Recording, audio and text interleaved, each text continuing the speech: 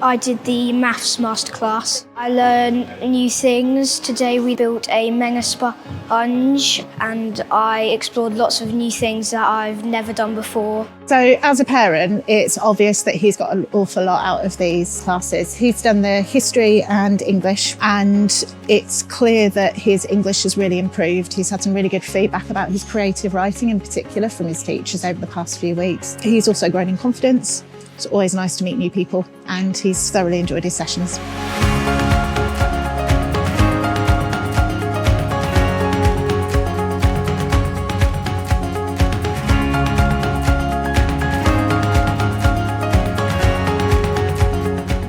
I always love this final bit where you're meeting loads of children from all over the place, lots of different parents and families. They've clearly got loads out of their last 6 sessions with us. They're inspired to want to learn more. They can't stop talking about it.